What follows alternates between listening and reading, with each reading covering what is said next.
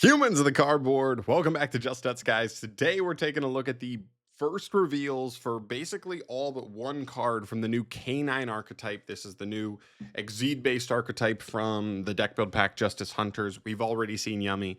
We've already seen Dragon Tail. They both have potential, especially Yummy. Seems crazy, but we're going to find out if Canine has the chops to kind of stand up to both of those archetypes as well. So let's take a look here. We're looking on Twitter here instead of YG.org as always, but looks like they're a little backed up. I don't know if just there's so many people flooding in to try and see what the new Canine cards do that it's not loading, but luckily they got it all up on Twitter too, so we're good to go.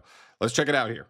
Starting off with our main deck monsters. This is confirmed to be a rank 5 based archetype, which is pretty interesting. There's a couple cards that come kind of like a little bit of relevancy, but not a ton, to be honest. We'll get to those. Anyway, K9, number 17, Izuna. This is a level 5 Earth Warrior. It is a warrior, but it's level 5, so Rhoda doesn't apply here. You can only use the second and third effect of this card's name each once per turn. If your opponent has 2 or more cards in their hand, you can normal summon this card without tributing. Okay. So your opponent has 2 or more cards in hand, this card can be your normal summon. During the main phase, if your opponent activated a monster effect in the hand or graveyard this turn, you can special summon this card from your hand.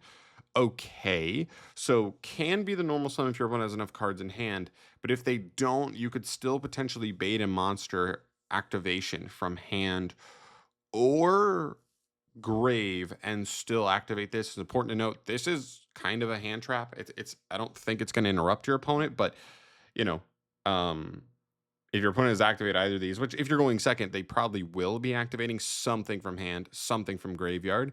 Special summon this card, and then lastly, if this card is normal or special summoned, you can send a canine card from deck to grave. That seems good in and of itself. Interesting card, very interesting card. It has a lot of dependence on like what the opponent is doing and how they are doing it. Um, but still seems like a decent card overall. It's going to depend on what the rest of the engine cards look like for the main deck. If this card's too situational or if it's like going to be fine.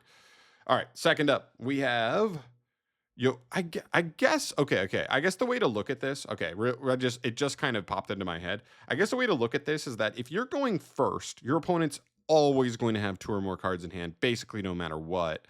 If you're going second, your opponent's probably activating a monster effect in hand or in grave. And so this card is kind of like a get your engine setup going second card. So I think looking back on it, I think as long as we have really good targets to send, and this deck is kind of like graveyard kind of dependent like that, and has some good targets, I do think this card's actually probably good in either scenario overall. We'll see, because it's all level 5, so this deck probably doesn't use its own normal summon that often. So making this have to be a normal summon rather than a special summon is totally fine, I think. All right, next up here we have K9 number 66A, Yokura. Is a level 5 Dark Aqua. Dark Aqua. Tearlament like vibes, I guess. You can only use these second and third effects of this card once per turn.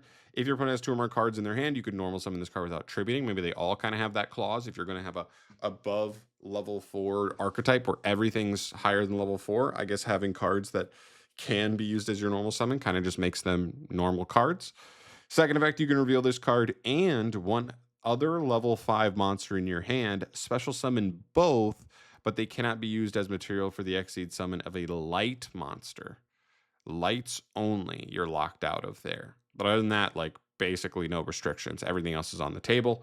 And then during your main phase, you can add one non-aqua canine monster from your deck to your hand. Again, like this one is a Foolish Burial.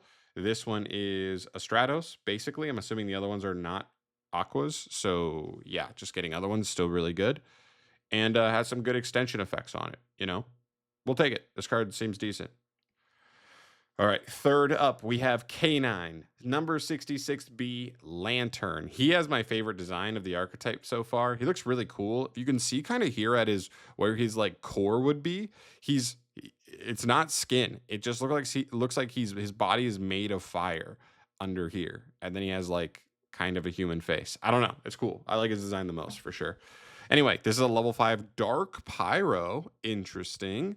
You can only use the second and third effects of this card once per turn. If your opponent has 2 or more cards in the hand, you can normal summon this card without tributing. I like that they all can just kind of be normal summoned in that way. It's not like they picked one specifically and that one has to be your normal summon every time. I like that they didn't make it that way, which is really cool. If this card is in your hand, you can target a non-pyro level 5 canine in your graveyard, special summon it and this card, but they cannot be used as material for the Exceed summon of a light monster. Very cool. Okay, so this card is quite strong. Once you get this card to me is kind of like the node of the archetype, but even stronger because the third effect, if you'll see, just says during your main phase, you can add a canine spell or trap from deck to hand. It's kind of like node, but stronger. Any canine engrave, special summon it, and this card. I guess he can't target another copy of himself. You're basically getting a rank 5 and you're getting a spell trap on top of it. We'll see how good those are, but that seems pretty damn good to me. I like that a lot. One thing I am noticing here is that this is an effect that extends from hand. This is an effect that extends from hand. Neither of these really work by being sent to grave off of Izuna, so we'll still have to keep an eye on that. Next up, Canine number 00 Lupus. Okay, so this guy's like your wolf boy. He's giving me like vampire wolf vibes, definitely. He's the bad boy of the group. Anyway, this is a level 5 Earth Beast Warrior. You can only use, by the way, 7th Tachyon can search both of these. When I was waiting for these to get translated, when I saw they got announced, there is a 7th Tachyon target for Earth level 5s and Dark level 5s. And if as we went through here, Earth, Dark, Earth. So all of these are searchable off 7th Tachyon, which probably seems like a clear, consistency card for the deck. Anyway, you can only use the first and second effects once per turn. During the main phase, if your opponent activated a monster effect in the hand or graveyard this turn, you can special summon this card from your hand or graveyard, but banish it when it leaves the field. It's an Exceed deck, so banishing when you leave the field is kind of, fool's gold by making it seem like it's a restriction. I guess it can be a restriction if your opponent hits you with removal once you, summon this card back before you use it for an Exceed summon, but most of the time it's going to go into another Exceed and it's going to stay in rotation. Second effect, during your opponent's turn, you can quick effect immediately after this effect resolves, Exceed summon using this card you control. And third effect, an Exceed monster that has this card's material gains this effect. Your opponent cannot target this card with card effects. This card I don't love. Again, I guess this is the first one that actually has a graveyard effect. And now there are reasons to send stuff just for stuff like Lantern, right? Send a name and then Lantern from hand becomes a really good extender. But you have to have him. I'm talking like what makes this card a 1-card line. Izuna, right? I don't see it yet, right? Because if you send this guy, he still can't summon back from grave unless your opponent has activated a monster effect in hand or grave. So if they have not hit you with anything yet, this card's not moving. It can also summon turn. Wait a minute. That's actually crazy. Hold on. Something I'm seeing here now. This card is a full-on hand trap, right? If you're going second, your opponent has activated anything in hand or grave, you can now use this, summon this card, right, on the opponent's turn during their main phase, use this effect to Foolish Burial Lupus, and in this scenario, they've already activated a monster effect in hand or grave. So now he is live to Reborn, and now he can quick Exceed on the opponent's turn 0. Interesting. So Izuna is just a straight up hand trap, even if she's not like a full-on starter. Potentially. We'll see what the spells and traps do, because she can't stand any card.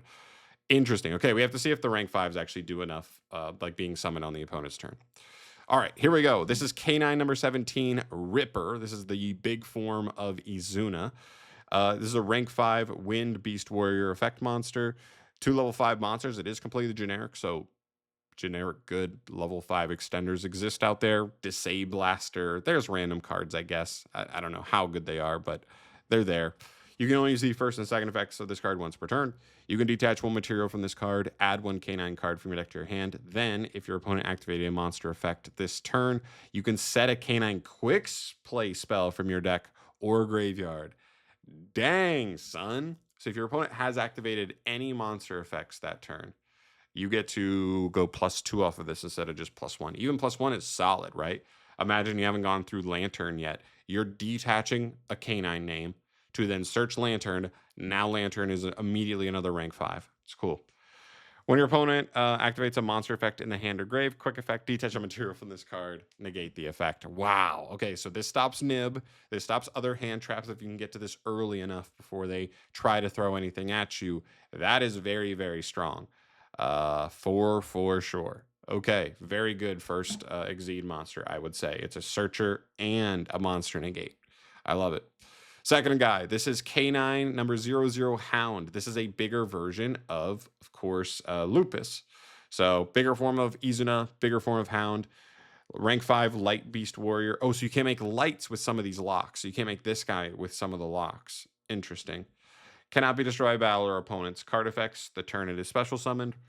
Each time your opponent activates a monster effect, this card gains 500 attack when that effect resolves. And once per turn during the standby phase, you can detach one material from this card to target one card on the field, banish it. This card's terrible? Am I crazy? This card's insanely bad. This card is just straight duty. Straight duty. Yeah, this one doesn't do it for me. Being locked out of lights doesn't really matter when the light Exceed monsters are terrible, right? This one's wind. You're good on him. Why are you locked out of going into this guy? This guy stinks.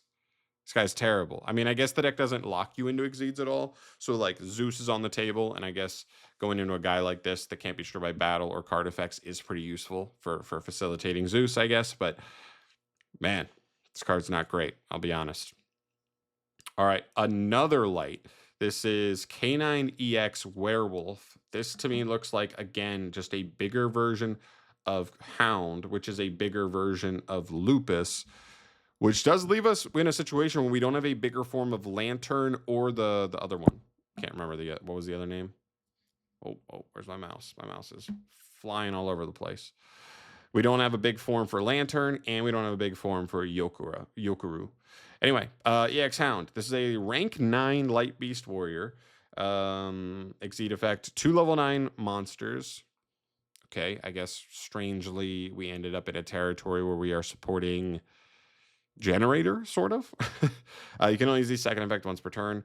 While this card has material, it can make a number. It can attack a number of times each battle phase up to the number of materials attached to it. Okay, so if it has 2, it can attack twice. 3, cool. When your opponent activates a card or effect, any card or effect, you can detach a material from this card, then activate one of the effects based on whose turn it is. If it's your turn, you can banish one card your opponent controls and/or one card from their graveyard. Oh. And/or. That means you can banish a card they control and in their grave? That's pretty freaking strong. Holy. That's just a better, that's a better responsive Chenging kind of. Non-targeting, of course. Love that. If it's your opponent's turn, look at your opponent's hand and banish one card from it face up until the end phase. That's not terrible either. Now this is a face-up card, so they'll know this is coming. If they have key spells and traps, they can set them. There are ways for them to kind of play around this a little bit, knowing it's coming, but still, there is still some decent use there to kind of handle key cards in your opponent's hand and get them out of there, so you don't have to deal with them. And get full hand knowledge, of course, which is very strong as well. So that's cool. Interesting card. The deck doesn't show any ways to rank up, so I don't know fully how we're making this guy. Again, he's also a light, so some of your monsters are locking you out of making him. Stuff like Yokuru and of course Lantern, which are honestly the 2 easiest ways you have to make an Exceed monster. So we'll see. But interesting. I would say these guys, Hound is kind of poo. Werewolf is kind of good, but I don't know how to get him out. And Ripper is crazy. Ripper's awesome. All right, into the spells and traps. I think we have 2 spells, 1 trap to finish it out here. First one is K9 LC Liberation. It's quick play. Keep in mind, I think this deck is kind of built around having quick plays because that's what the Ripper sets for free. So you can always the first and second effect of this card once per turn. Target a K9 Exceed monster or rank 5 Exceed monster you control. Special summon 1 K9 Exceed monster with a different name from your extra deck by using that monster you control as material. This is treated as an Exceed summon and transfer the materials from to the new monster. At the end of the battle phase, if your K9 monster battled this turn, you can set this card from your graveyard. Interesting. I guess that's kind of the use of Hound, is trying to summon Hound while you're trying to go for OTK scenarios, or if your opponent uses something like a board wipe that would wipe all your monsters, destruction wise. You could tag out into him. He has his protection. I guess that's like another thing you could do. Um, this is fine. This card's not crazy. Again, not a starter, right? Because this is still contingent on you getting to a K9 Exceed or at least a rank 5 in general before you can even do anything. But still not terrible. It does give us some insight on how we're summoning Werewolf in the first place, and he's a pretty good card, so we'll take it. Next up, we have K9 EX Forced Liberation. This is another quick play. You can only use the first and second once per turn. During the main phase, target a K9 Exceed monster you control. Special summon a K9 Exceed monster with a different name from your extract by using that monster you control as material. This is treated as an Exceed summon. Transfer its materials to the summoned monster.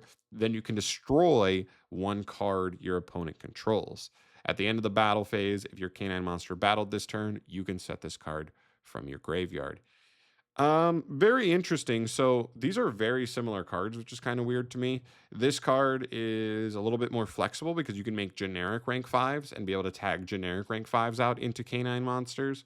Whereas this card can only turn a K9 into another K9 Exceed, but it also gives you the bonus of a non-target pop, which is nice. The resetting is fine. It requires battle phase, but like if you're not OTKing, like getting 2 of these back is pretty useful, right? Because you can in the same battle on the opponent's same turn, you can, make Werewolf to hand rip and make Ripper to have a monster negation all in the same turn, which is pretty decent at the end of the day. So that's fine. Not too crazy though. I'm kind of surprised that neither of those are consistency cards because it feels like even with Tachyon and Ascension, technically, still feels like the deck is kind of lacking starter capability. And lastly, you finish with our trap card. This is K9 EW Experimental Liberation. This has Lantern and Kuriku. Hold on, the name. What's your name? Yeah, Yokura. Sorry, Yokura. All right, you can only use the first and second effect once per turn. Special summon a K9 monster from your hand or graveyard. Then you can special summon a K9 Exceed monster from your extract by using the first monster as material. The second special summon is treated as an Exceed summon. Excuse me. Special summon a K9 monster from your hand or grave. Then special summon one K9 Exceed monster from your extra deck by using the first monster as material. The second special summon is treated as an Exceed summon, but destroy the second monster during the end phase of the next turn. So is this telling me I can like summon a K9, one K9 name from hand or grave and immediately overlay just right on top of that one monster? I don't need a second monster. I think that's what this is trying to say. It feels like it's translated weird here.